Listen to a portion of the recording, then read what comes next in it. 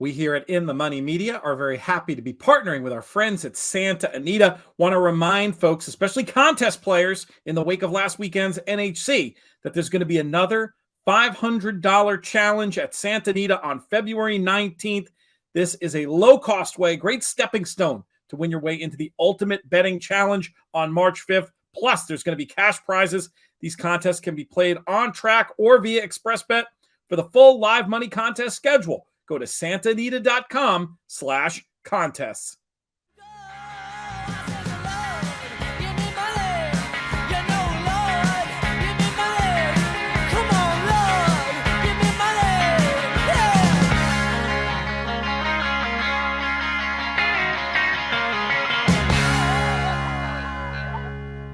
Hello and welcome to the In the Money Players podcast. This is our show that we're recording on Friday, February 4th for the races of February 5th. Saturday, I'm your host, Peter Thomas Fornital, back with you in the Brooklyn bunker once again, back from Las Vegas. Very happy to be back in Brooklyn, still hideously jet lagged. I'm just now noticing my attire. Instead of hosting a show on the In the Money Media Network, perhaps I should be one of the extras in Rocky standing over a garbage can with a fire in it, singing. But anyway, we'll worry. Maybe we'll worry about that for one of the later segments in the show. Lots of great stuff for you today. And we started off by bringing in, I'm not supposed to pick favorites, but one of my favorite guests. She is coming to us from California to talk about the stakes at Santa Anita and also the Golden Hour Pick 4 on Saturday. 2 weeks in a row now. The listeners, the viewers, they get Michelle Yu. How are things? Oh, Pete, I don't think you look homeless. I think you look like a dad that's getting ready to sit down on a Saturday and watch college football all day.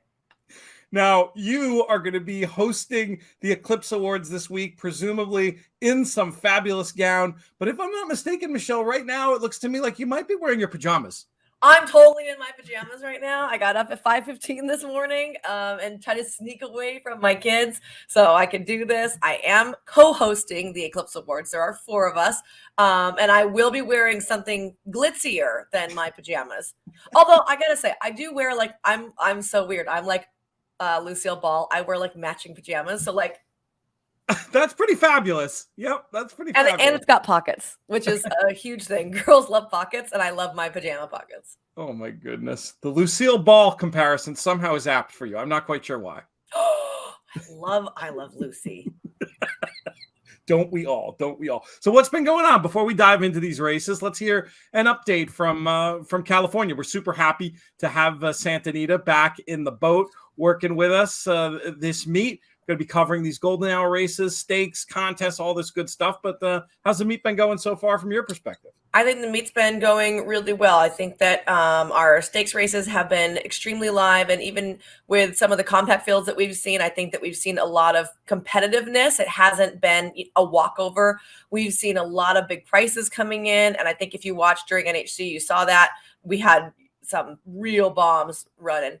We've got several horses that are ship and win horses in, and they're doing really well. And we have a couple of fresh faces, including Brittany Van Berg, who's been out here with a string, and she's been running horses. So I think that that's really good. We have an addition to the riding colony out here and her husband, Chris Amy. And overall, I think it's been super fun. Our turf races especially have been extremely competitive over filled fields. What about the vibes in and around the city in general? Not just having a team in the Super Bowl, but to have a team that is hosting the Super Bowl. Any special vibes in the city, or is there too much going on in LA for it to make much of an impact? Well, there's nothing going on in LA because it's COVID, and the city of LA itself is still super lockdown. If you go to Orange County, they're a little more free, and you go to Riverside, they're more free. But in LA, they're super strict on our mask mandates and public gatherings. So I don't go to LA. I mean, technically Santa Anita is in LA County, but I don't make my way west of Santa Anita. At least I try not to.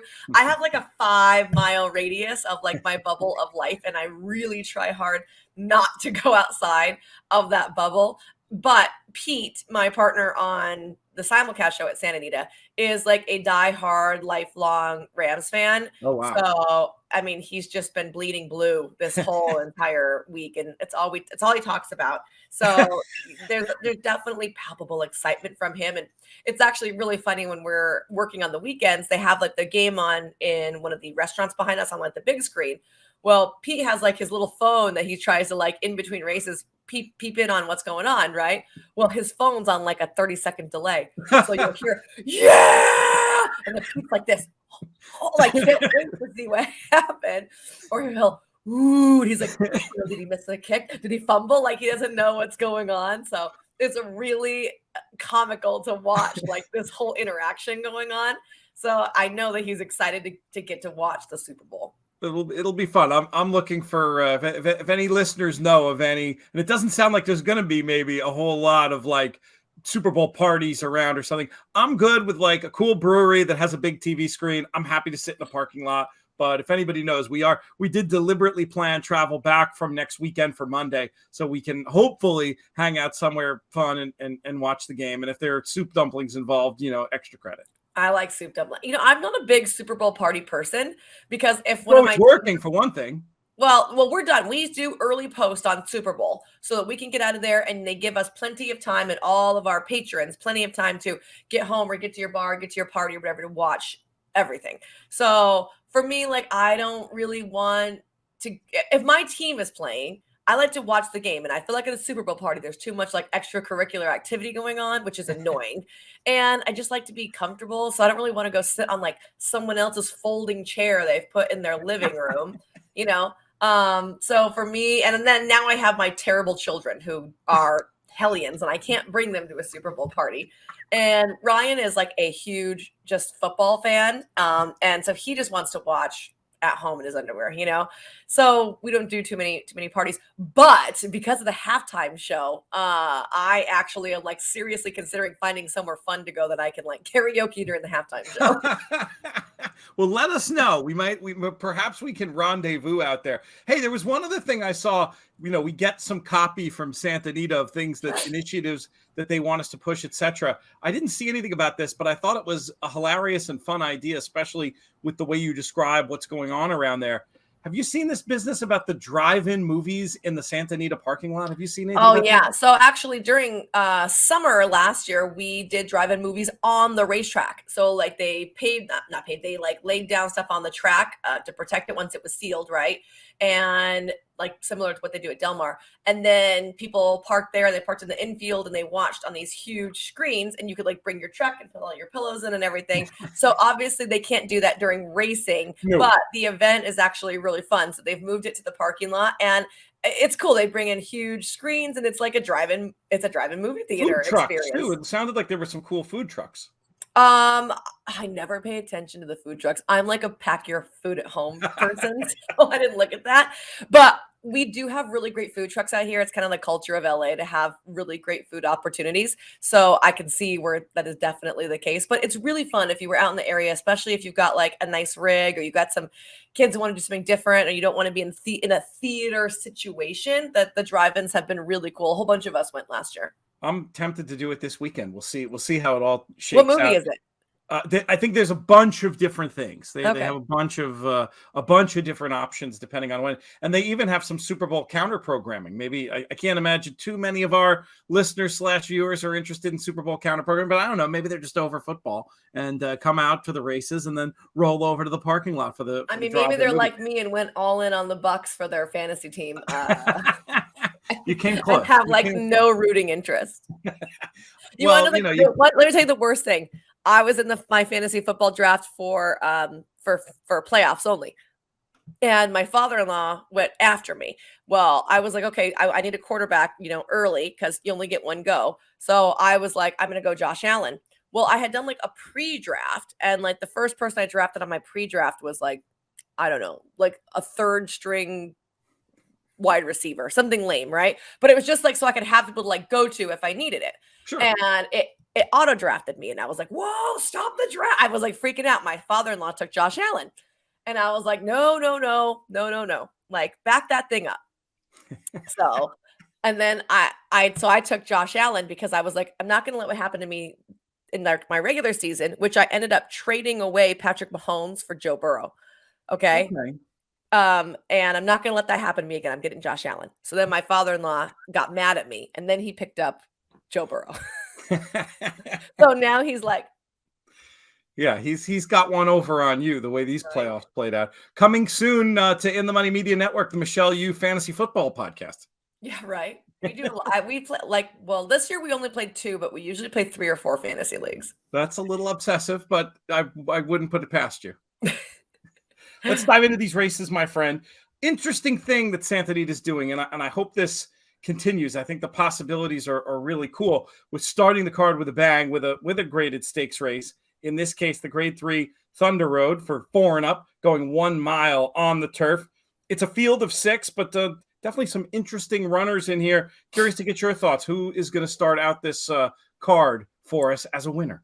Well, Subconscious is going to be taking a lot of play here, and I think that he's one of the right horses to use from a pace standpoint alone. He appears to be the only horse that has been on the lead successfully. He has graded stakes under his belt. He won the Twilight Derby at Santa Anita here, going a little bit further.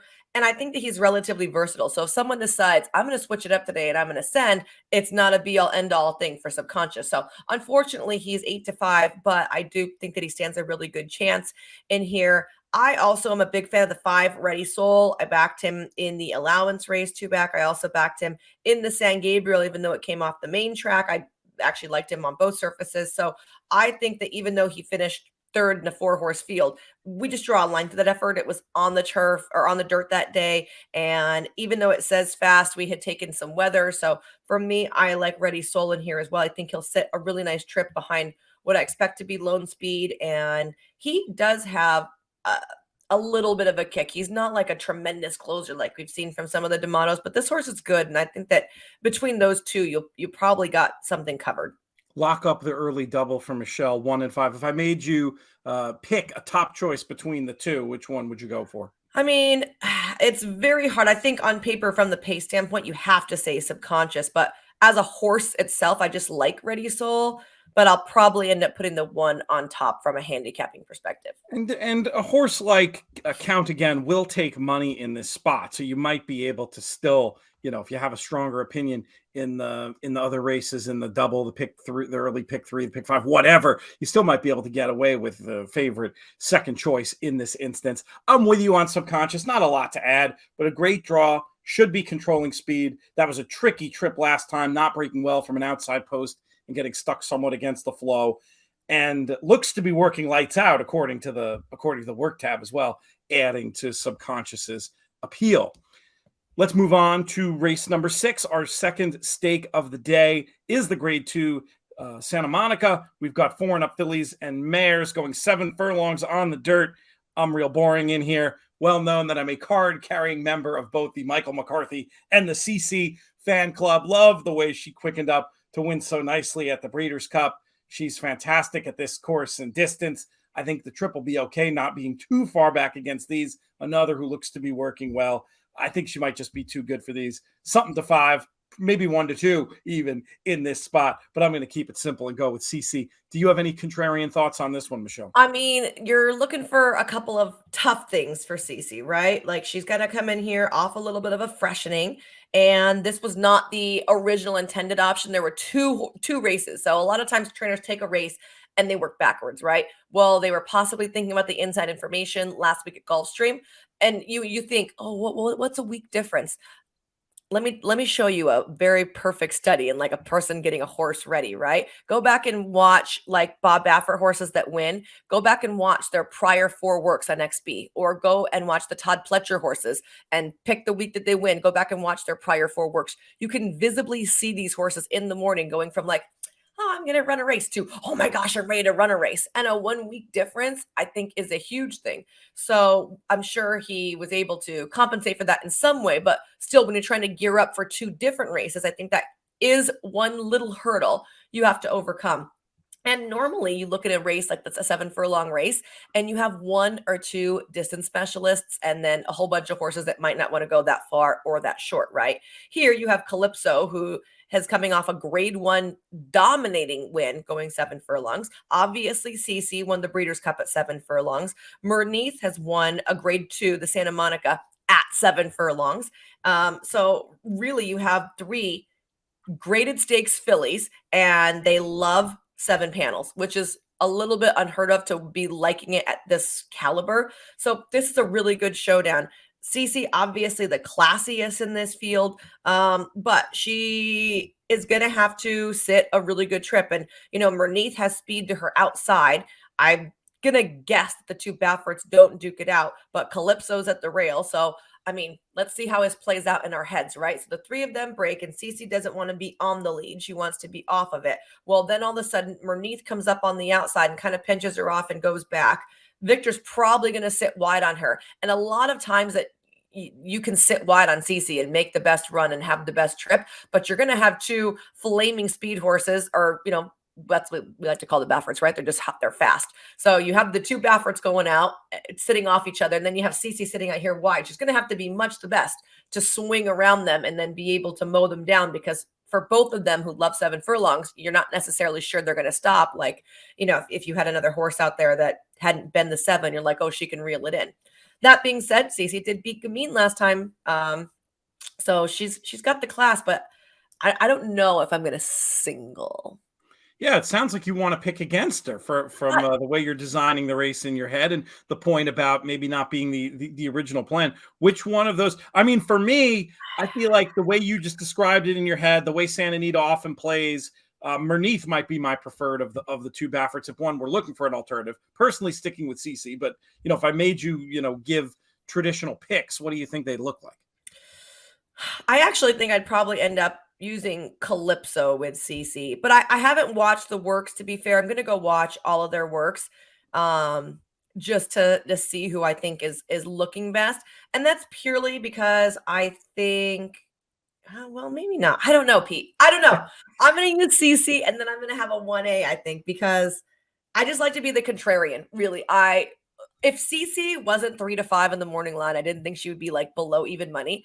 I would be like, Cece is the best horse. But now when I look at her odds, I'm like, okay, do I really want to go with this? Like, if I can find a hole to get her beat. I did vote for her for the Eclipse Awards for top female sprinter. I did vote for Mike McCarthy for trainer. So I love the horse herself.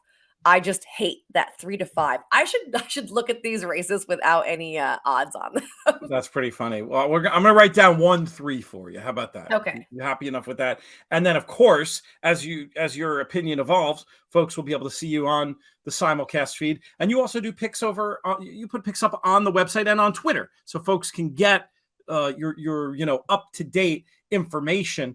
You should already all be following at the Michelle Yu on Twitter. And, you got those other places to get that as well if your opinion continues to evolve, which we always allow our guests that ability to have things change as more information gets gathered. Well, I do have a caveat with that. My online picks, I actually do like the night before. So they are not updated for scratches, changes, or anything like that. So the best my Twitter ones picks are the ones that are done right before the races. So they are the most up to date. So Twitter is the place. I think Twitter's the place. Excellent. I like it. It isn't the place for many things, but it's the place for this. For rational, reasoned conversation, not the place. No, Michelle's latest picks, that's the place for that. Let's talk about this golden hour pick 4. And it's a neat segue because we start off with another Santa Anita Stakes race, the Grade 2 Sam Pasquale, going 1 1/8 on the dirt. And I'm going to let you kick this one off, Michelle. I know we've talked about a bunch of these horses in other contexts. Curious to see who your idea of the winner is here. Looks competitive field of 6. All right, so my top pick is actually going to be Law Professor to the outside. So Mike McCarthy, I just tried to poo-poo on your horse, but I'm going to go with Law Professor here. Won the off-the-turf Mathis Mile last time out, stretching out in distance here, but I feel like it's going to be okay, despite the fact that he ran like garbage in the Santa Anita Derby. I think that he didn't have a great trip that day, and I think that he's really evolved and gotten a little bit better as he's gotten older. And I'm hoping that's not just because they switched him over to the turf and last time was a fluke. I really think that the horses that he ran in the Mathis Mile last time were good horses, and even though it came off, I think a lot of those horses put in good counts of themselves. So hopefully that works out for him. And the other reason I kind of back him is mostly because I'm not in love with anybody else. I'm going to use Express Train, but with a big hesitancy. And if I can, I'm going to end up chucking him off. He's never won 2 races in a row, and he is so hit or miss. Like, I mean, if he's not winning, he's getting beat by 10, right? So I can't ever find like a rhyme or reason. He looks great all the time. He trains great all the time. I don't think that he's ever been in a over challenging field where he should have run as badly as he has. So he's just so undependable that, like, if he's going to be heavy favorite, I have to look elsewhere, which is why I ended up on Law Professor. Of the Baffert pair, I think that 8 Rings throws in another clunker like he generally does. He looks like a winner, and then he just doesn't win, right? All the time. I think that mile and a 16th is kind of like a better spot for him than the mile and an 8th, but what could I know? And then I have always been like I don't want to say anti-Spielberg, but I've always like played against Spielberg. He looked so good when an allowance coming back, but I don't think he beat anything up to the caliber that he's going to be beating here. And I'm going to say if he beats me, I'll just let him beat me, because he's just, I don't know. I'm not a massive fan of Spielberg, even though he did look good last time. And I thought he was going to lose. I thought he was going to get beat by what's his name last time. Who I'm trying to remember. I'm trying to remember who it was too, and I can't remember. So the specifics. We'll dig into that in a moment. I definitely get your Law Professor thing, improving new 4-year-old. I kept coming back to 8 Rings, a horse I never picked. Really? Yeah, on the pace scenario. I was thinking like Delmar, I feel like that might be right. I couldn't get away from the idea that I thought 8 Rings was probably the best speed in this spot. And here's the other thing, watching the last race, I just think that was a tougher trip than it looked like. Dueling on the inside late, on a Santa Anita track where I don't think the inside was great at that time, drawn outside of Express Train today. I think it's going to trip out for 8 Rings. I love your idea about Law Professor. I think I'm going to use those two against Express Train. And Express Train, we tipped them up last time. I like the horse a lot, but it is interesting to note that, his own lack of consistency. And then John Sheriff's is a trainer I would think would have horses typically improve a lot second off the layoff compared to off the layoff. But statistically, that's just not the case. The second off the layoff numbers are very meh. This horse scored at a very nice price of 7-1 the last day. But this day, Express Train's going to be a very heavy favorite, and I don't necessarily need as a heavy favorite. So I'm gonna look to beat. May include as a backup in deeper spreads in late bets, or where we have stronger opinions elsewhere. But definitely more of a C with Law Professor and 8 Rings being the A's for me in this spot. With Pete, that, I'm gonna throw a long shot at your way. Oh, please. Okay, I feel like it was you that was on with me when we were talking about horses that at Delmar or something, and I really liked Kiss Today Goodbye. Were you on that show that we did Kiss Today Goodbye on Beach Boss? I think it was on Beach Boss we talked about that horse. Okay, so I liked Kiss Today Goodbye in the Native Diver, and he ran really well but got beat by Azle Coast. I like Kiss Today Goodbye again. Last time out, draw a line through that. He got like really worked up in the post parade. He was like climbing on the pony and like all over him, and was not paying attention to the race at all. He was paying attention to this very handsome pony with him, and that is what he wanted to pay attention to. And he was very upset when the pony left him, and he was very upset when the pony was by him. And he might go out without a pony this time. Watch for that. I remember Cruel Jack saying after, like, our next race, we might not have a pony. So if that's the case, this horse could be a lot more razor focused, and I don't want to give up on him yet. I know he had a bevy of very poor races. I think they were better than he'd seen relatively recently. So I think he could rebound. If you have room on your golden hour, you might want to consider chucking him in. And if you don't, I understand. I'm going to consider chucking him in. He's my third horse on here right now. You go back to that San Antonio in whatever that was, 2020, I guess. Mm-hmm. That number, I could win this very easily. And when you get a horse that's 15-1 in the morning line in a six horse field in a bet like the Golden Hour Pick 4, this can really trigger an outsized payoff, especially in a bet like this, where we've seen how well a lot of these Golden Hour payoffs are. They're not made like completely efficient by computers the way a lot of the traditional Pick 4s are. It's one of the reasons I love the bet. So I'm thinking that's a real interesting idea to try to sneak a couple of ones on your ticket. Like you said, if it fits your budget. Let's move to the second Golden Hour race, which is up north, Golden Gate Way. And it is race number 8. We've got $4,000 claimers going a mile on the synthetic. And I will go first in this race. I thought that the Megameister, the one, was interesting, attended a fast pace against better last time. And I felt that this was a fairly meaningful drop in class. Inside draw shouldn't hurt. And I also wanted to use the 5, Tough It Out, who looks in good form for the level, plenty of finish. I thought it was interesting, according to Timeform US and their race ratings, that was a tougher group of $4,000 claimers he faced the last day. So maybe a subtle de facto class drop as well for the 5 at a better price on the morning line. I was going to try to get through 1 and 5 in the 8th race at Golden Gate. Michelle, how do you see it? I know you're good up there. Well, first of all, I love Tough It Out. He's been one of my favorite horses for a really, really long time. He's 9 years old, and he started off his career in Southern California. And I followed him forever because he's a huge gray horse, and he's just beautiful. But he gets terrible trips constantly. That last trip was a nightmare. You think the size is part of that? Do you think fit? I mean, I always think that sometimes these bigger horses, they can look awesome, but sometimes tight 2 turns, USA Racing doesn't always suit them. No, it's not. I don't think it's that. I think that it's just because he doesn't have a lot of early pace. So like he just naturally ends up with traffic. That makes sense. But I'm a big fan of his, and I'm going to use him even though he went 0-for-14 last year. But I also wanted to use the 6 Hannity for Brittany Van Berg. I mentioned her that she had shipped in her strain to Southern California. We've been seeing her horses. I mean, she's running them. This will be the first venture up to Golden Gate that I've seen from her.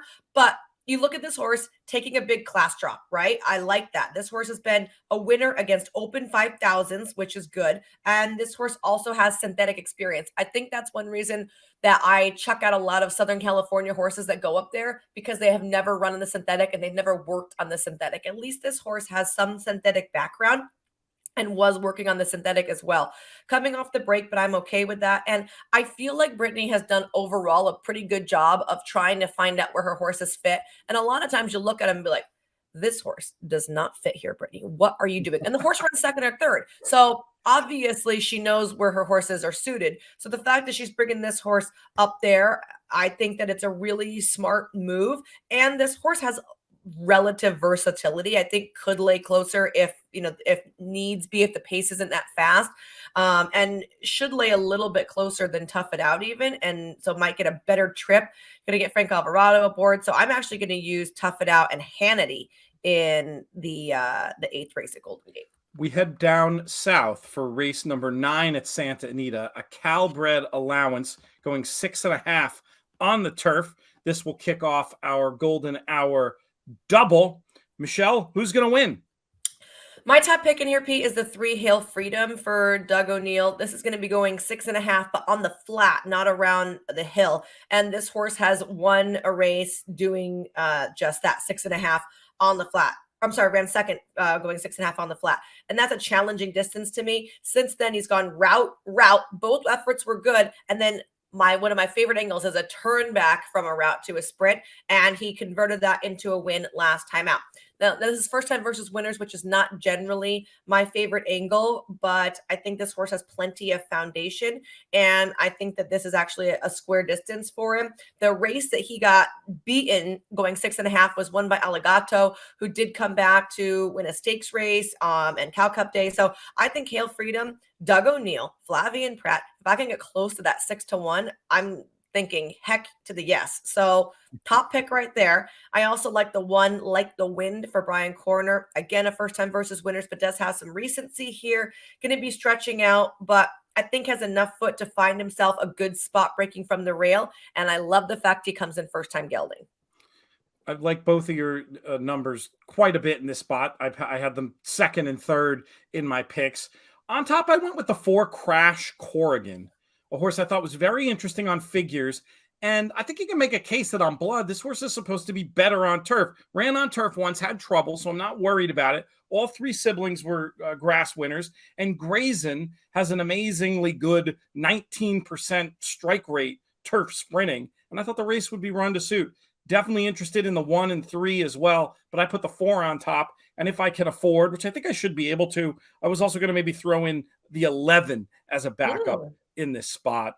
Fly to Really? Mars. Another horse I just thought the race might be run to suit. Looks like there's plenty of pace in here. Any other thoughts on this one before we head up north to close out this Golden Hour pick 4? Crash Corrigan was my third choice. I think you're on a good horse there. And then if I was going to use a fourth horse, like if I end up singling CC and only going too deep in my, or not CC, if I end up singling, what's his name? Law Professor. And I end up going a little bit shorter, like 2 and 2 at Golden Gate, I could maybe afford a fourth horse here. And if I did, it would be Bricks, who doesn't win a lot of races and he's not a world beater by any means. But this is the type of race I feel like that he pops up and puts in a good effort at second off the break. All right, good stuff. Let's head up for our anchor leg to the Bay Area once again and figure out how we're going to get paid in this Golden Hour pick 4. We've got 3-year-old filly Maiden claiming 12s, going 5.5 on the synth. Who wins it, Michelle? I think the 4 is my top pick in here. Cry me a runner. The vocal stylings of Michelle Yu. This filly was third on debut at this level, so John then put her at the right place. They sent her, and then she got tired and just faded off. I like a horse that shows speed and then, backs up first time out. I feel like next start out, they can really move forward. So definitely my top pick in there. And then the other horse I like is the 9 Time to Smile for Ed Moger. Last time out, she beat Cry Me a Runner. And that was her first time dropping down to 12.5. So they had tried her much tougher. And that was a situation of just needed to find a spot. I think they found the right spot for her. She's going to graduate soon. 4-9 for you to close things out. All right. I'm going to give a shout to a strange horse that I definitely want to have on some tickets. And that's the number 3 Fit for Tom.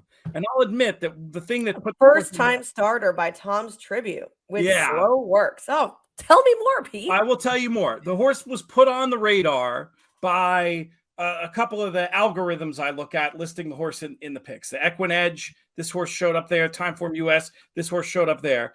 Tom's Tribute numbers, just straight up average. I think 10%. The average sire's debut number is 10%.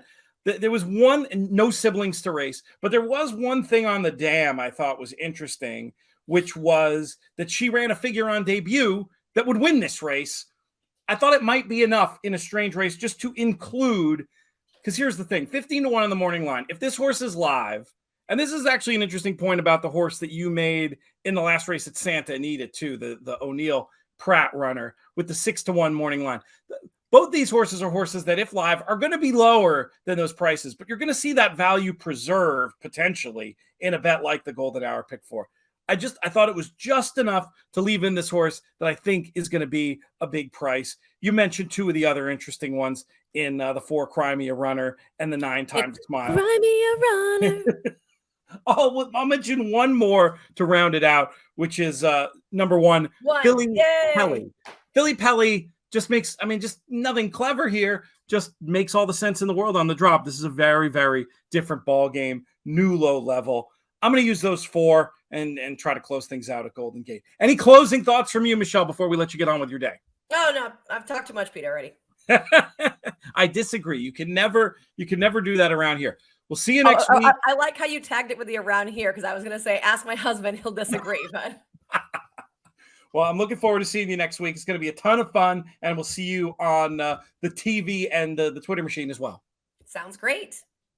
PTF here reminding you that another great way you can support the show is to subscribe to our free newsletter. And it's not just supporting the show. It's also helping yourself by keeping abreast of all the content we're pumping out over here at In the Money Media. Not just the podcast, not just the stuff on the YouTube channel, but also some great written content covering the Triple Crown prep races more than we ever have before, led by Eric Solomon and other members of the team. Great info, and you can find it in the newsletter as well as over at inthemoneypodcast.com. Best way to subscribe to the newsletter, go to inthemoneypodcast.com/email. Check it out today, inthemoneypodcast.com/email.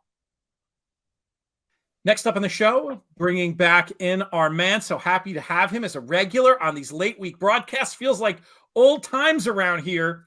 He is a man that you know from many places, the work he does on NBC, on his own eponymous podcast. He basically single-handedly built our YouTube channel. He's TV's Matt Bernier. How are things, Matt? Good, Pete. How you doing? I'm looking forward to chopping up some Derby preps. Maybe they're not the biggest fields, but I think there's some intriguing storylines that we can go over, and maybe we look back at last weekend's race down there in Florida as well. I think that's a good idea. Those are both excellent ideas for topics. I was messing around the other day on my iPhone looking at various feeds, new and old, and I got to do the math on this, but I think at some point in the calendar year 2022, we are going to have essentially the 1,000th edition of the Players Podcast. We gotta start thinking if we want to do something fun for that. 1,000. I think we're getting close. Holy smokes, man. I mean, Nope. It does feel like, and I assume this is going back to using the DRF shows, going back to November of 14. But I mean, it doesn't feel like it's been that long, does it? I mean, is this what happens when you get old? That we just I mean, it feels like it was just yesterday we started these sort of things, and now you're saying you're at 1,000. That's a giant number. I was stunned that I got to 100 just within the money alone. Never mind with the racing form. It's pretty funny when you add it all up, and it's a testament to the support we've had from the very early days. Obviously, it kind of exploded when we went on our own, but it's been fun. It's hard to imagine that now there had been the Derek Simon podcast on YouTube, not YouTube, you bet, before we existed, but at the time we existed, we were the only show in town, as far as I know, anyway. And it's funny to see the 100 or so horse racing podcasts that have come since, which is great. I mean, I think the more things out there that promote the game, the better. That's always been my attitude about it. Yeah, and I think I'm not going to say we were visionaries. That makes it sound very, very arrogant. But I think we understood that there was an opportunity in a space that was booming, and racing hadn't really taken advantage of it. And good on everyone who has gone down that road. I know that's become kind of a running joke that, well, everybody's got a podcast now. And that's true. But it's the beauty of this sort of medium that you don't need great technology necessarily. You don't need to have millions of dollars to start something up. If you've got opinions and ideas and you have a little bit of, ability or aptitude as far as being able to upload or record something is concerned, you can get your opinions out there. And I think that just goes to show how many, the day and age we live in, where you don't have to be on TV or, be on WFAN in the morning down in New York to get your voice out there. You can do it in many different ways. And, we were able to recognize that, look, why can't we do this with racing? And we've been here for a bit, and now there's a bunch of people that are here as well. It's kind of nice to have this little established bit in the firmament and take advantage of this. It's frankly a fractured media landscape. It has bad elements. It has good elements. And I think you're right. That ability for people to get their word and voices out there, and also just for fans to have content and basically be able to enjoy racing content around the clock at this point. Hopefully we're going to be just creating more and more. We have some fun ideas in the hopper, and I'm certainly thrilled to have you back on these late week shows, and no better things to talk about in terms of, we know the audience is obsessed with the Triple Crown and these Triple Crown prep races. And you and I, as longer time, more dyed in the world fans, we love the Triple Crown preps. And we always say, hey, there's all this other stuff going on too. The audience speaks. They love this stuff, Matt. And we're going to do more than we ever have before this year to deliver the Triple Crown prep content to people. We're going to, on this show, look at 3 races. As you noted, we'll start out at Aqueduct with the Grade 3 Withers Stakes, going 1 mile and 1/8 on the dirt. Who did you come up with in this spot? It's probably not an interesting opinion, but I do think Chad's got a good one here, possibly a good one in early voting, the number 9. I really liked that career debut, going a 1-turn mile. Wasn't headstrong at all, sat off of a target. Oh, I shouldn't say sat, basically pressed throughout, took over rounding the far turn, opened up a few length lead. Maybe it looked, if you just watch the tape, like he was getting a little bit tired at the end because the runner-up made a big run down the lane. But in reality, when you go and look at the fractions, he wasn't slowing down. He finished with the second fastest final quarter in that race. I think he's a nice type for Chad to just immediately say, you know what, we're going to go right out to 1 mile and 1/8. We're going to go into a graded stake against winners first time. I think that speaks volumes of what they think of him. I think this horse is good. He's going to be a very short price. I don't think you're going to get the 3-1 morning line. I'd be surprised if you looked at anything more than 2-1. If it's not him, the only other horse I was mildly intrigued with was Mott's horse, Gilded Age. For me, the real case for me in this race is I don't like the Jerome at all. I didn't think it was a good race. I know you've got experience in there, and those horses have the fastest numbers. I just don't trust any of them. I only want those two, the 9 and the 4. Gilded Age, if this pace ends up going crazy, maybe he can come and run them all down, because I thought that far turn move at Churchill in his maiden score, I thought that was pretty impressive, and it's worth noting that was first-time blinkers as well. We are reading each other's mail on this race to the letter, Matt. I feel like early voting, for all the reasons you said. And one additional thing on note, and I want your opinion on this, because I think you're often better than I am at visually evaluating the race in terms of a horse that was maybe a little green in a way that suggests they were going to go forward, as opposed to a little, mechanically unsound in a way that suggests an underlying issue. I thought early voting looked a little bit green and like a horse that should really benefit from that run. I think there's no reason this horse can't get a great stalk and pounce trip in here with the number already earned, the hands he's in, the room for improvement. I feel like they're probably running for second. Also love the fact that this horse was absolutely bet off the board that day. What did you think specifically about that issue vis-a-vis early voting? Do you think he looked like one who had scope for improvement?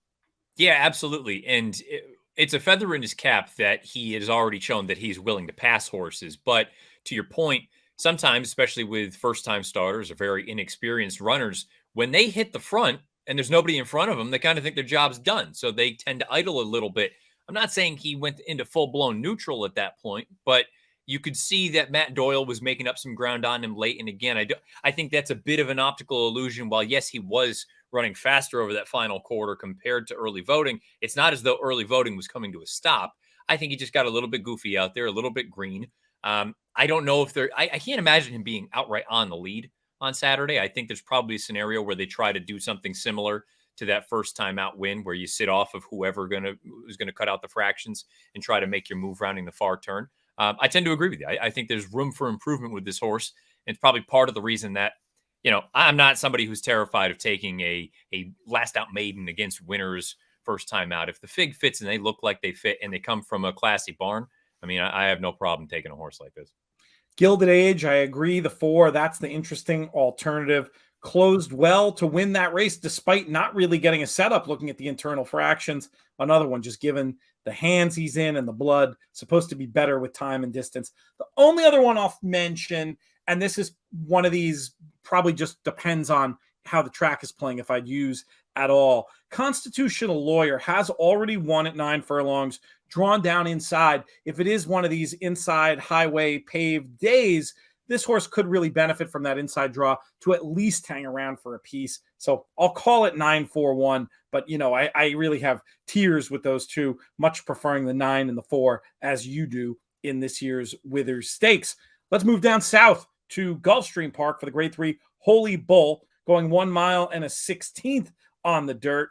I am a big Mo Donegal fan, and that is where my eye is very much drawn in this spot. I mean, I think there are certainly other ways you can go. It's not like this horse has some massive advantage on figures and form, but I have it locked in my head that those two out of the Remsen are two you're going to want to keep an eye on. So a little bit of a mental bias at this point towards Zandon and Mo Donegal, but I do really like the way that Mo Donegal got it done in that spot, despite being bumped at the break, despite not really having dynamics in his favor. Obviously, there was all the argy-bargy late as well.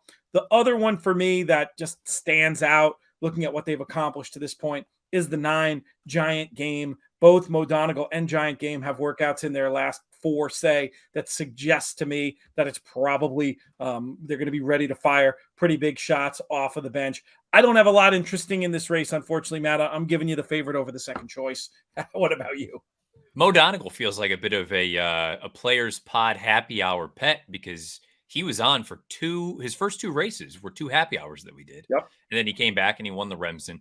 I agree with you. I think I like him a lot. I said it with the first race or the second race that we were on for, that I think he's he's a 1.25 mile horse through and through. I don't have any questions about distance.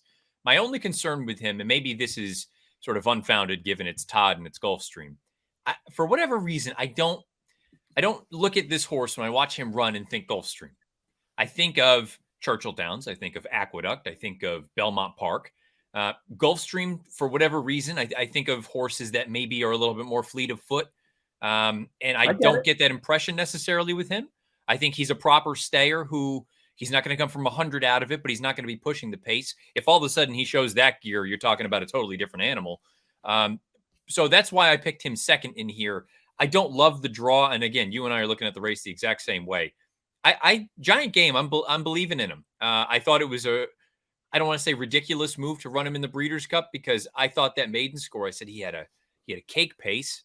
He walked the dog on the front end. The fig wasn't all that fast, and you're taking on some good horses.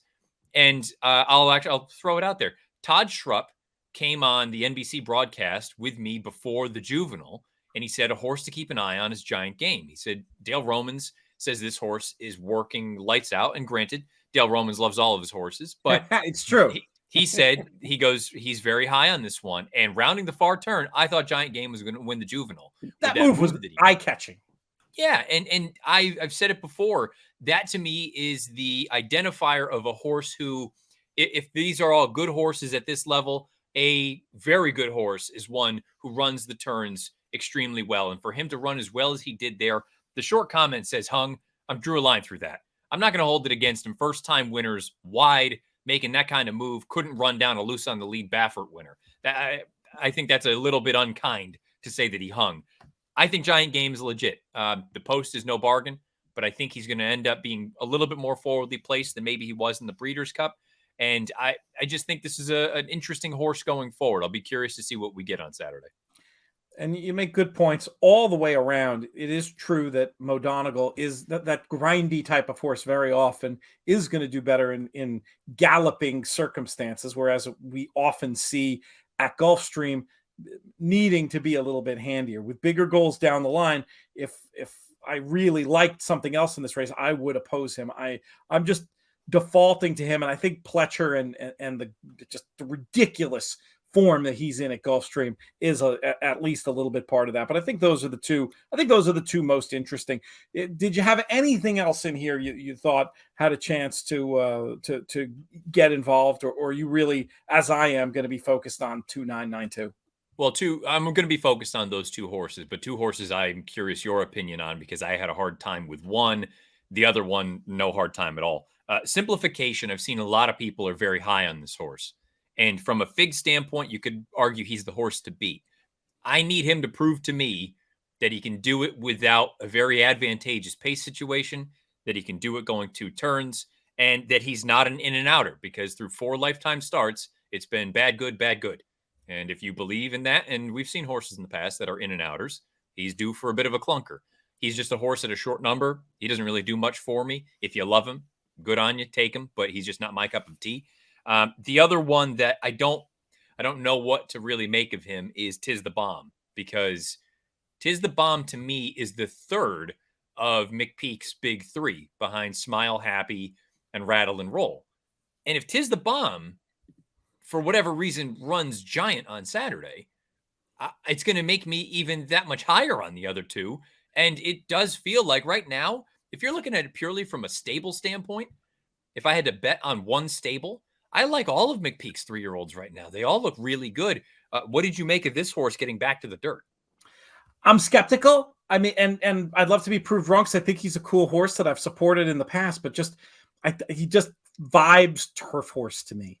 And for one piece of data to back it up, and it's only one data point, but you look at a tool like the Equinedge GSR, it goes from a very high 80 on in the last turf race down to a 63 for this kind of a dirt test. Now, I know the horse has run on dirt before, and maybe you should let that supersede these kind of metrics, but I can't. I mean, the horse did win the maiden by 14 on the dirt, but I'm skeptical at this level. I'm happy to take on Tiz the Bomb. Simplification, I definitely get from just a strict pace player's point of view, because I don't see Giant Game out there on the lead. I don't see Mo Donegal out there on the lead. Simplification should be on the lead. My cynicism similar to yours, though. I'm not sure this horse has finished up in the kind of circumstances that we're going to see today in a way that makes me excited to do anything more than put at like the C level And I do think that the Mucho Macho Man was run on a day when he was probably on the right part of the track, and that also gives me a little bit of cynicism. If you mentioned on the numbers the horse to beat, but I think there's a reason the numbers could be a little bit puffed up in terms of the parts of the track and the pace scenarios that Simplification has faced. So I'm hoping Simplification and Tis the Bomb make the market for R2, which I think may be the case. It doesn't have to be that just because horses are the favorite and second choice, there isn't value when you can find other horses who are going to catch money who you're willing to oppose. And I think that's where you and I both sit in the Holy Bull. Yeah, 100%. I mean, I'm looking at it 9-2. And I guess if there's a scenario in which Simplification for some reason goes off at 8-1 as potentially lone speed, then all of a sudden that's a much more intriguing, that's a proposition worth gambling on. At 4-1 or somewhere thereabouts, to me, there are just too many unknowns with a horse like that to get stuck in at a number that's a little bit on the shorter side, of my opinion. Let's zip on to Sunday, our third prep race of the weekend. We go out to Santa Anita, track where I'm excited to say 1 week from today, I will hopefully be sitting in the Eddie Logan suite, getting to enjoy it for the first time in a couple of years, which is pretty cool. The Bob Lewis, grade 3, going 1 mile and a 16th on the dirt. Short field, but you've tipped your hand here, Matt, that you have a lot to say about this 5-pack going postward at 7:12 Eastern on Sunday night. What do you have to say about this race? Disappointing that there's only 5 horses in here. But when I first looked at it, I said, well, how can you really get too creative? And this isn't really creative, but you're either going to buy into my argument or you're going to just totally dispute it. I think Wharton is arguably the horse to beat. And on figs, he doesn't make sense. Johnny V jumps to the other Baffert. None of it seems to line up. I think there's a real case to be made that Buyer speed figure is woefully low and that it could be up into the 85 range. And if that's the case, he is the horse to beat in this spot, even though he's stretching out for the first time. From a pace standpoint, he figures to be either on or just off the lead, which going 2 turns at Santa Anita, I've said it before, I'll say it again, on the dirt, you need to be in that kind of position to really maximize your chances at winning. The pedigree, no issue for 2 turns. Baffert is winning everything out there at Santa Anita. But as far as the fig is concerned, he earned a 70 breaking his maiden. I thought he'd look good doing so. Big gallop out. Really looked fresh when it was all said and done. You take a look and see the 3rd place finisher was the next out winner and earned an 82 Buyer. So easily eclipsed the number that Wharton earned in his maiden score. The 4th place finisher came back to win next out on grass with a 74. The reason, okay, that's partially the logic behind maybe the fig is a little bit light. But more importantly, you take a look. The 4 horses who have come out of that race, they have all improved their Buyer by at least 8 points. 3 of them have improved by 22 points or more.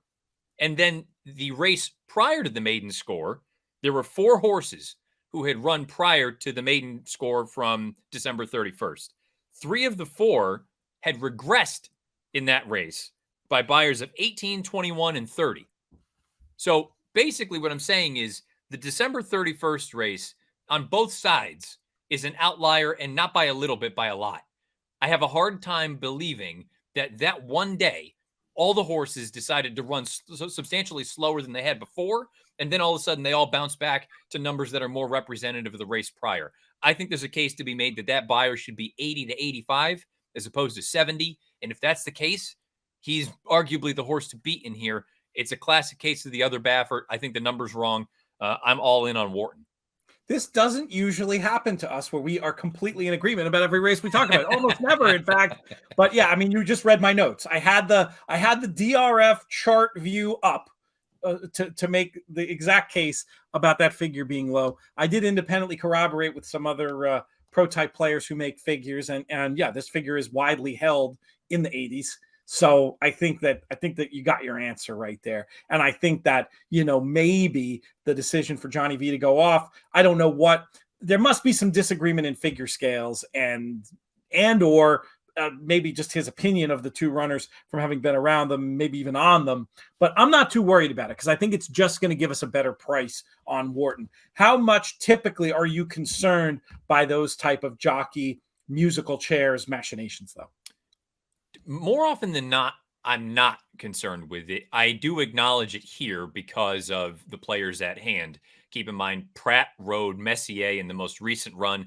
He jumps to stay aboard Sir London. For Johnny to jump from Wharton to Messier, and again, at this point in his career, John Velasquez is not in the business of just riding horses for the sake of riding horses. He wants to be on, the horses that he thinks give him the best chance of winning. I do acknowledge it, but at the same time, I do wonder if part of it is, to your point, maybe there's some disagreement as far as figs are concerned out there, and whatever figs certain people look at, maybe it indicates that the horse is a little bit slower than others. Also, for me, I just don't like Messier. I just don't think he's very good. The blinkers come off. I think that should help him. You go back to the run 2 back when he won the Bob Hope that came without the blinkers. He hasn't gotten much faster throughout his 4-race career, and it's still early. But I think, again, if you and I are in agreement that maybe Wharton in his debut earned somewhere between an 80 and an 85, Baffert has shown time and time again he can successfully take a last out, first-time starter, maiden winner, stretching out to 2 turns in a graded stake on dirt and win rather comfortably. And he may have a pace advantage. I just, more and more I look at it, I go, well, Wharton's going to be the play of the weekend for me. Yeah, my thought on that jockey musical chairs thing is that there is signal in it. In other words, I do think it's relevant, but it's the kind of thing that the crowd not just reacts to, but probably overreacts to a little bit. Yeah. So anytime you can make a case, as you did eloquently, for a runner like Wharton, you're going to be more than compensating the price from people saying, but Johnny got off. And so you might, that should factor in. And not to interrupt, Juan Hernandez is a fully competent rider. Oh, no doubt. No doubt. It's not, I get it. We lose the Hall of Famer, but it's not as though we go to, a 10-pound bug. No, that's for sure. And many times in jockey musical chair situations, it's not that you lose so much as it can feel like, rightly or wrongly, to the horse player when you're reading the form, well, Johnny and his agent must prefer the other horse. It feels like you're getting in, quote unquote inside info as opposed to anything that's going to be happening out on the racetrack. In this case, I'm not concerned. I'm all about Wharton. But, speaking of jockey musical chairs, let's have a word about Sir London. Are we potentially underrating him? Yeah, so that is an instance where I look at it, and Flavien Prat rides for both Simon Callahan and Bob Baffert pretty regularly. If not, he's definitely the one for Callahan. He's probably 1 or 1A for Baffert at this point in his career. I thought Sir London, if I hadn't gone through and seen Wharton, not just the tape, but all the figs and all that stuff, I would have gone with Sir London. I thought his maiden score was really strong. I know it's Los Al. I know it was against 4 other horses, but I thought he did it the right way. He still looked a little green to me as well. His ears were up, kind of playing around throughout. So I think it's very promising. I can see reason to believe that he's going to improve. I'll be very curious to see what kind of trip he pulls in here, because I have to assume Wharton's going from the outside. I don't know if Sir London has the kind of early gas to go with him. That run 2 back at Del Mar suggests maybe he does. And if that's the case, maybe it sets up for somebody from slightly off of it. But I would like to think Wharton clears. Sir London either sits just in behind or can get out to the 2 path and kind of press. That would be, if I'm drawing it up in my head, that's kind of what I'm envisioning. And one other note on the jockey musical chair thing, it's also quite possible that coming off a loss with Velasquez, picking up his tack to ride in California, that Pratt didn't have the opportunity to ride Messier here, right? And that there's no signal in Pratt ending up on Sir London as opposed to Messier. That's the problem with this stuff. I mean, sometimes it gets reported, but very often we don't know, and you can make yourself a little bit crazy. And I would say, generally speaking, you're better off just looking at the figures in the form and designing the race and trying to come up with your winners that way, rather than thinking you're getting some sort of magic potion, but because of which rider ended up where. But it is the kind of fun thing that we can talk about on podcasts. Oh, absolutely. I mean, and and then you can get into all the conspiracy theories and all this other nonsense. And people love to go down rabbit holes, I mean, it's. Oh, we've seen a lot of that this week on Twitter. Oh, I'm not getting into that. Please don't. I'm not getting into that. Now, this was a topic I'd also told our next guest to potentially be prepared to weigh in on. If he happens to be in the green room, Craig, you can pop him in at any time. But I do want to look back to last weekend, Matt. You've already covered it on the Matt Bernier show, but I did want to bring up, because the various life circumstances, travel dictated that I didn't get an early show out, what I thought was a very unusual circumstance in the Pegasus race itself, with the ride on Knicks Go. What is your take on Rosario's ride on Knicks Go? Was this I'm just going to go ahead and say it, questionable tactical decision by Rosario not to go to the lead? Or do you think the circumstances of the race and the split-second decisions that get made sort of conspired to put Rosario in the chasing position he found himself in? Because before the race, I would have told you, if Knicks Go isn't on the lead, something went very wrong in their game plan. How did you see the way things played out last Saturday? Well, I mean, I think you and I chatted about it a little bit last week on the Late Show, that depending on what you looked at from a FIG standpoint, Life is Good was not just a faster horse early, a considerably faster horse. And the thing that kind of really hammered it home for me when looking back at the race earlier this week was looking at Timeform US. Knicks Go effectively ran his race. He just ran into a horse that was a lot faster than him early on. And you can even say that about Stiletto Boy as well, who outfooted him early on. And I know people bring up the Ortiz brothers. Fact of the matter is, Stiletto Boy's not a bum. I think a lot of people just look at him and go, oh, well, there's no... Stiletto Boy's a horse that's going to be competitive in some of these grade 2, even depending on what kind of field in the grade 1 shows up this year. It's not as though he's a ham and egger. Knicks Go, I think he just kind of ran his race. And unfortunately, I think that was the thing that was always hanging back as far as the praise is concerned for him. He is a very, very good horse. His career credentials are strong. 2-time Breeders' Cup winner, a Pegasus World Cup winner, won the Whitney, a number of different big races. But he wasn't brilliant. He was very fast, but Life is Good is a different level. We're talking about the good versus the very good. Life is Good has that sort of aura or that air of he's special. Knicks Go, very good racehorse. I don't think anybody ever called him special. And frankly, I think that's just kind of what it boils down to. I think he ran into a horse that was just point blank faster than him. And at that point, the race was over. It's a very rational analysis, and it has the ring of truth. And the questions about Knicks Go from the very early on were what's going to happen when he gets in a tussle, when he's not given the lead. One of the reasons I was so surprised that nobody challenged him in the Breeders' Cup Classic was it's not like we'd seen him deal with grade 1 quality, other speed early and turn them away. He'd always just kind of been given the lead. And there was this little part of my brain that wondered, is this a flat track bully? And it looked that way a little bit on Saturday in one reading of the race. The other reading being Joel didn't give him his best chance by not really properly pressing him. And maybe he would have gone there and maybe he would have got blown up and then wouldn't have even got second. But as a racing fan, as a Knicks Go fan, I would have much preferred to see what he could have done looking that other horse in the eye early. And maybe you're right. Maybe he just gets cracked. But then I feel like it would have settled more as opposed to having us just have to speculate. As a racing fan, I was just disappointed we didn't get to see what I signed up for. Craig Milkowski tweeted it out from Timeform US that the fractions that Knicks Go from a pace fig standpoint that he ran in the Pegasus were faster than the ones he did in the Breeders' Cup Classic. So to your point, I feel like this could have been the case in the Breeders' Cup Classic, honestly. That if Medina Spirit was ridden aggressively, and say what you will, maybe he genuinely broke a step slow, and beyond that, at that point, Johnny V said we're not going to go after him.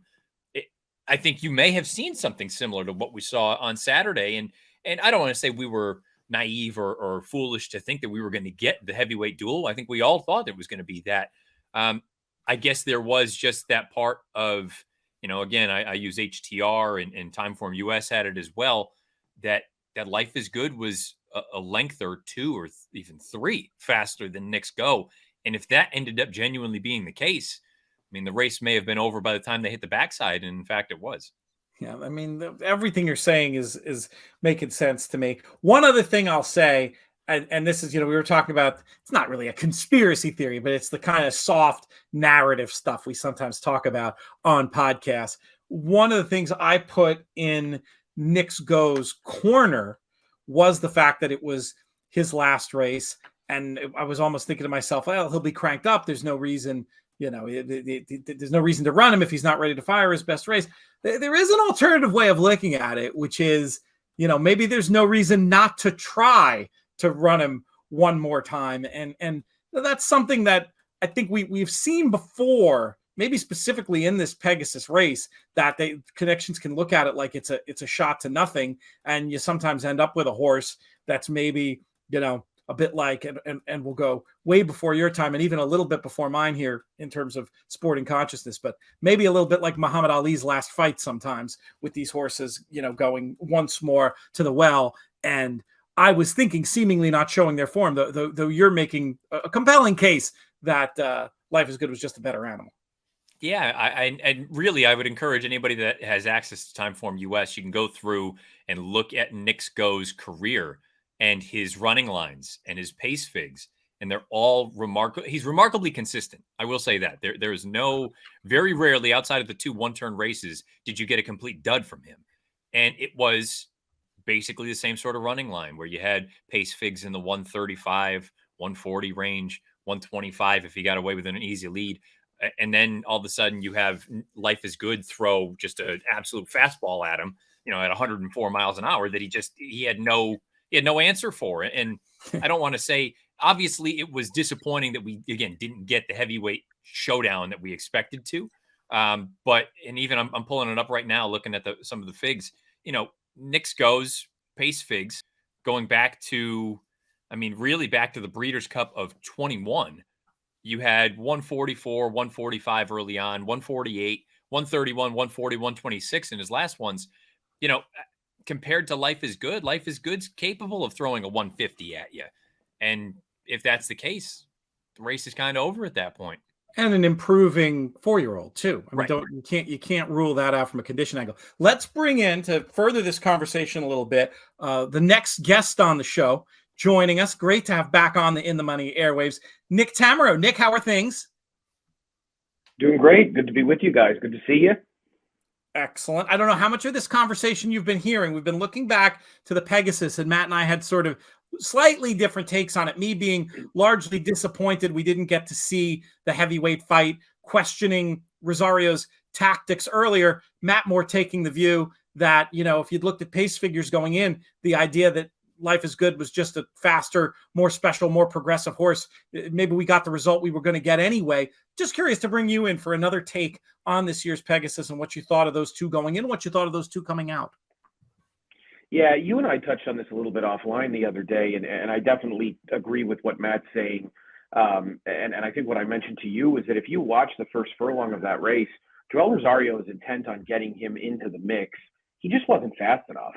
And I think that was the big concern going in, was that Life is Good was really just going to run him off his feet. And so, Matt brought up the point about brilliance, and I think that's the right word to say that the Life is Good is brilliant because he can take sprinter type of speed, stretch it out over a distance of ground.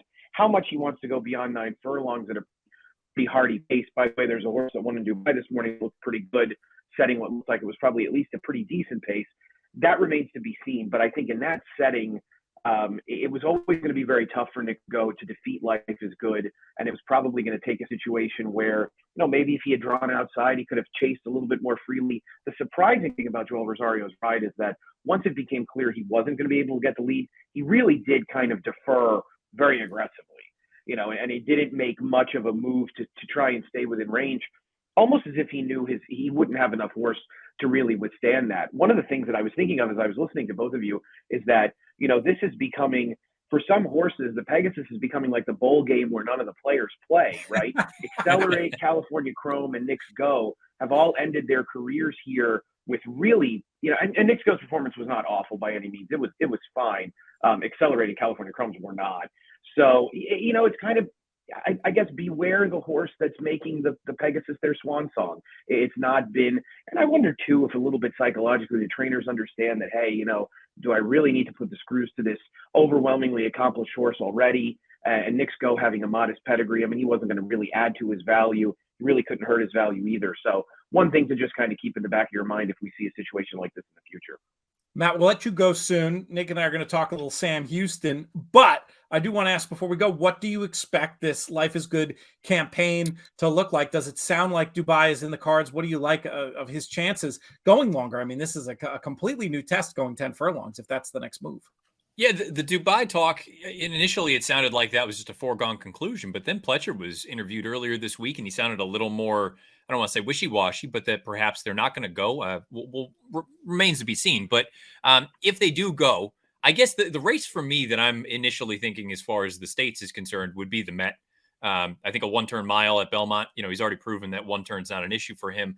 I think that's a nice sort of stepping stone. If you look at something like the Met, the Whitney, and then, with the way the horses are trained these days, maybe you don't see him again until the Breeders' Cup. But the mile and a quarter, to Nick's point, I think it is interesting what happens when he faces legitimate heat going a longer distance. So if he does go over to Dubai, Hot Rod Charlie looked quite good today. Drew off at the end after setting legitimate fractions, and he took heat basically the entire way. That could potentially be a nice little showdown. And, Flightline, I hate to keep cold watering the whole idea, but I'll believe it when I see it. And I don't mean that in a rude way, but he's run so infrequently that I'll believe it when I see it, that he's going to show up in some of these big races. He's a brilliant talent, but, forgive me if the San Carlos doesn't get me fired up. Fair enough, though. It could be our next heavyweight title fight. Maybe more like professional wrestling with three corners represented. Hot Rod Charlie's interesting. I thought for all the world he looked like a tired horse, and maybe he's just one of these horses who thrives on his racing and can just keep on going and make an impact. Where are you with him at the moment, Nick? He and I have had a tumultuous relationship. I liked Hot Rod Charlie a lot in the Belmont last year, and I think what it boils down to with him, which could be very problematic with regards to a horse like Life is Good if they get in the gate together. I think like most other speed horses, Hot Rod Charlie's a little bit better when he's on the lead, and I think the intent with which he was ridden in the Pennsylvania Derby kind of indicated that. I thought he got a very, very subpar ride in the Breeders' Cup Classic, and when I did the recap podcast with Paul Matisse, Paul really went in on Flavien Prat's ride and really felt like with an inside post, they really needed to get engaged in that race as early as possible, and to defer as easily as they did, or as happily as they did, you could say, to Nick's go was a big mistake. William Buick broke from the 3 today, rode him aggressively, put him towards the front. He actually kind of scrimmaged on the lead with another rival to the outside, didn't quite have the lead the whole way, and then kicked away for everybody who hadn't watched the replay yet. And I think he's a better horse in that scenario. So, do I think that all of that precludes him from stalking 2 or 3 wide, chasing Life is Good and being successful? Not really. I think there's probably also going to be another step forward in him as a 4-year-old. The San Antonio was dull. It's good to see him bounce back. And I think that we'll probably see better things from him moving forward. One of the other things about him is that a lot of these horses have these abbreviated campaigns, or we won't even bring in the Flightline conversation, but Hot Rod Charlie's been in training for a year, well over a year now, without stopping. So, and I do like the idea of going over there. I mean, it's easy to forget that Curlin went over and prepped in Dubai in 2008. I think there's something to be said for getting acclimated and getting comfortable. And I think he'll pack a mighty wallop in the Dubai World Cup. Selfishly, I hope Life is Good doesn't go, because I'd rather see him in the Met Mile, and I think that's impossible if he goes in the Dubai World Cup. But, we all want to have our cake and eat it too. Yeah, it's hard not to fantasize about getting those 3 in a race at some point, and the Met Mile could be it. Who knows? We'll keep dreaming anyway. It's all I don't.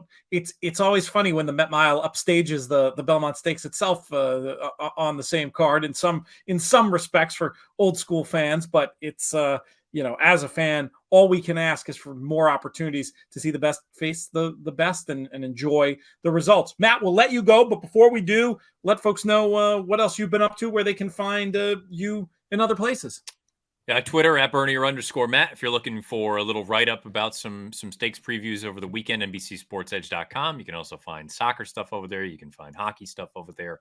And I can't let it out just yet, but something coming up in the next few weeks. PTF and I have talked about it, but looking forward to getting that out there whenever the time comes.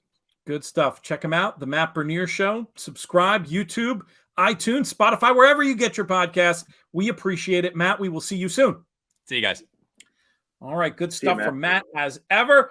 Nick, great to have you back on the air. And I'll be honest, I meant to get to the Sam Houston card. I didn't. So this is going to be one of those things where I guide you through and you basically mark our card for Sam Houston on Saturday night. I'll let you pick the races, whatever you want to talk about. The Space City pick 6, any sequence you're excited about, you tell us. Yeah, I think there's a couple of spots we can certainly touch on. Two of them happened kind of in succession early on the card. Again, we were canceled last night because of weather. It's 30 degrees in Houston, for what it's worth. So that's very, very cold for us. But expected to get back going tonight. We're off the turf tonight. I think we'll be back on tomorrow. Not expecting any precipitation of any type before then. Not that the horse is going to be a particularly big price, and you can blame the morning line maker when you make the morning line.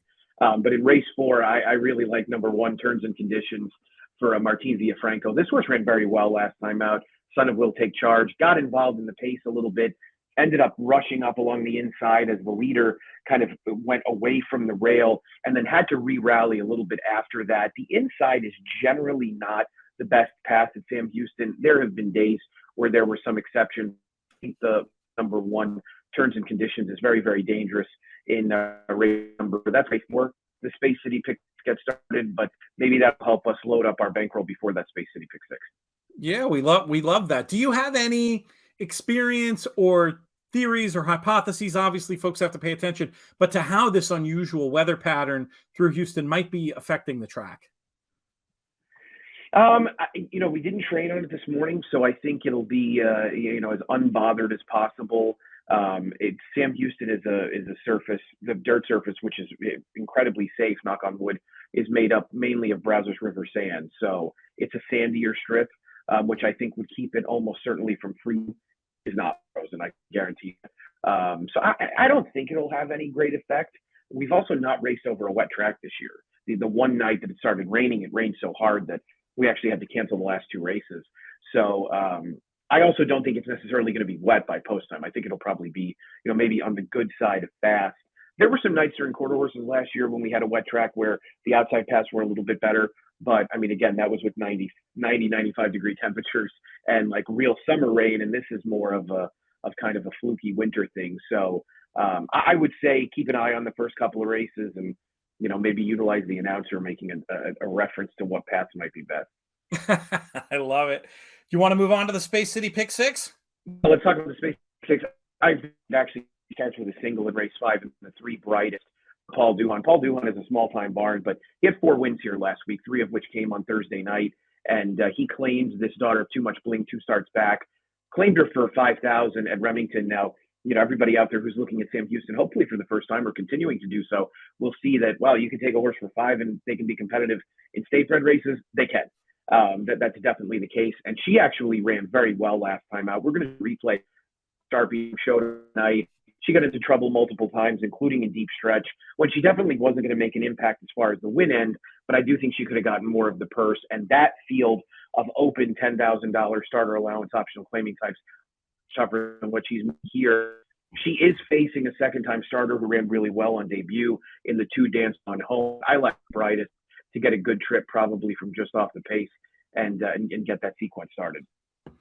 Let's talk about the 6th race then. We've got maidens going 5 furlongs scheduled for the turf, hopefully on the turf. How should we keep this thing rocking?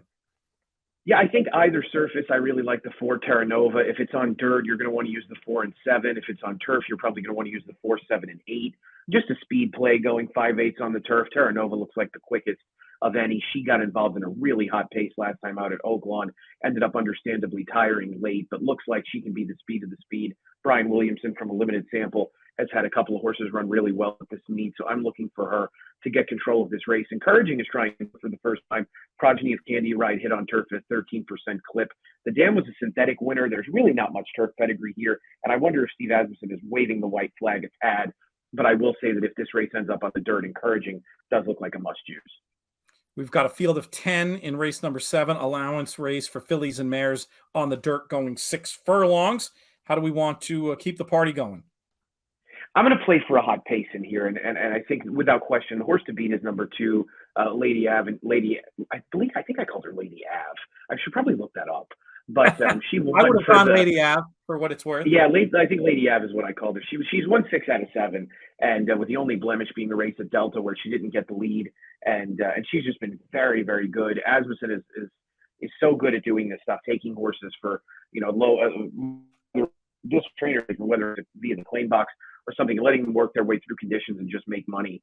So she's now stepping up in class. This is an open one, other than it is not a particularly tough version of it.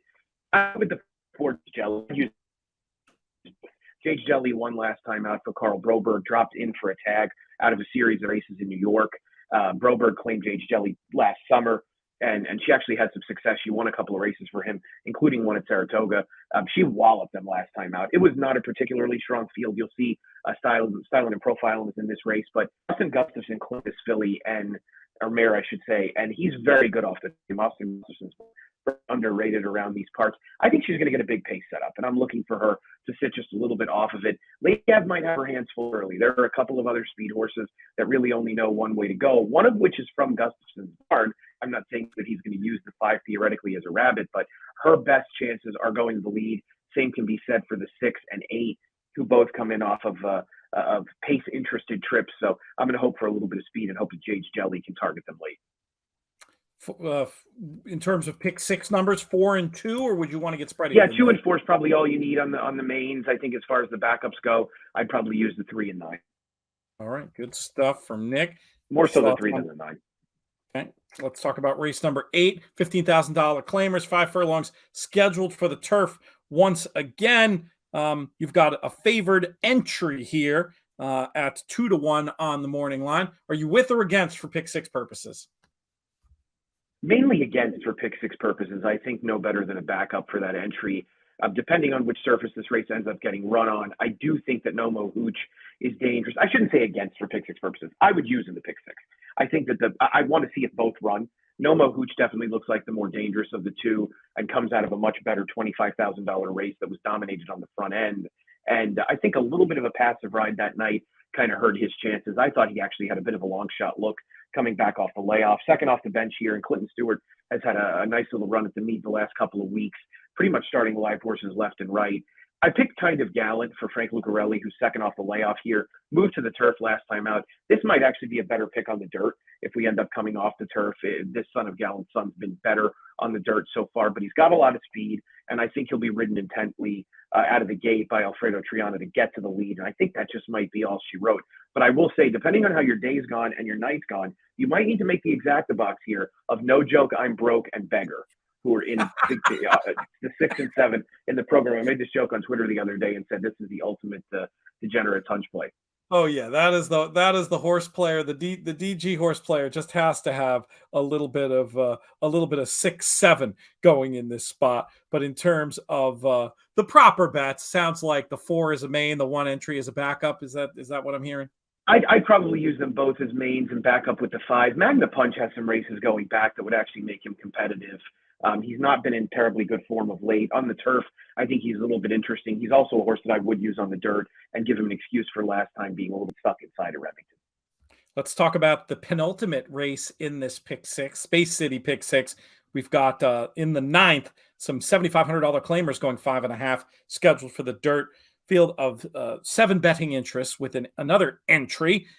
What are we going to do here? Yeah, Shifty Henry looks tough here for J.R. Caldwell and Lee Luzzy. Looks like the main speed on paper. Pomeroy Hayes and Decline, who are 1-2 last time out for the Son of Silver City. Decline came right back and won. Pomeroy Hayes and actually Declined as well are re-entered in a really good-looking starter allowance race at Sam Houston next Thursday.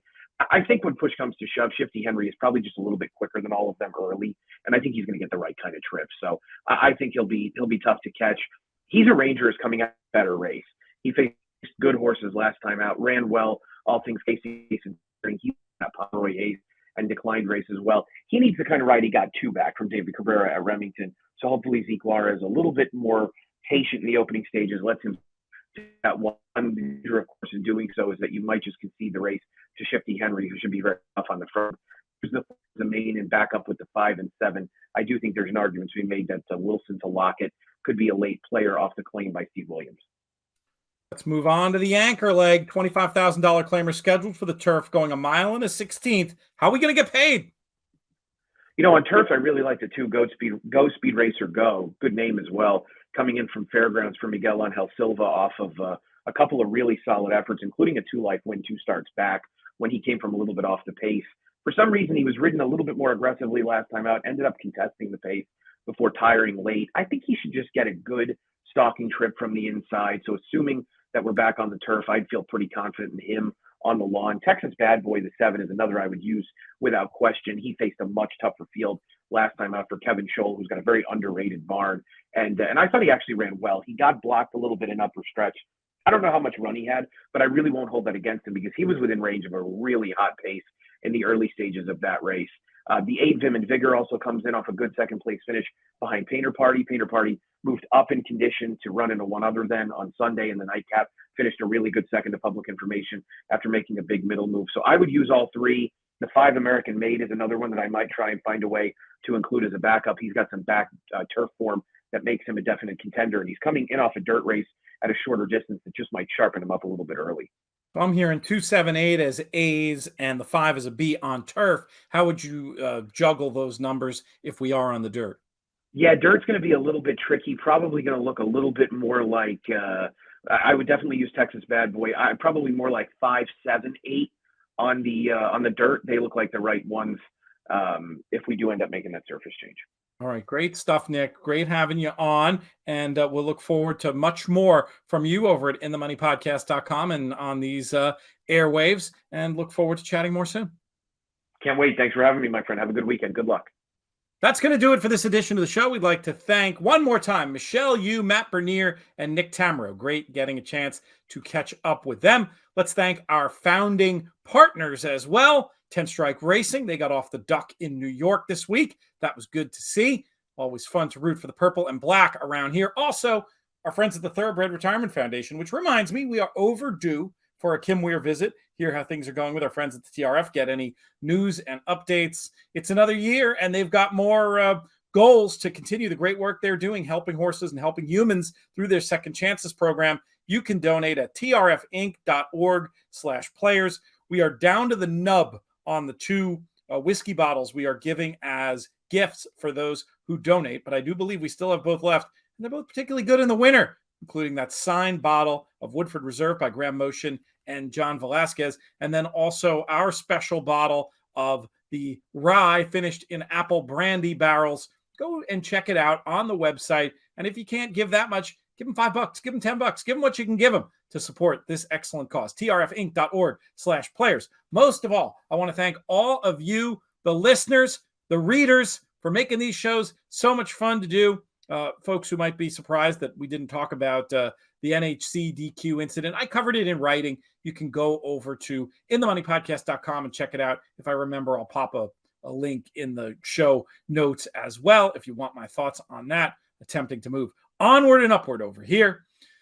And what else do I have to say? Let's thank producer Craig. He did a great job. We made him get up early, and he did fantastic work as ever, pushing all the right buttons. This show has been a production of In the Money Media. Our business manager is Drew Coatney. Our chief creative officer is Jonathan Ginchin. I'm Peter Thomas Fornatow.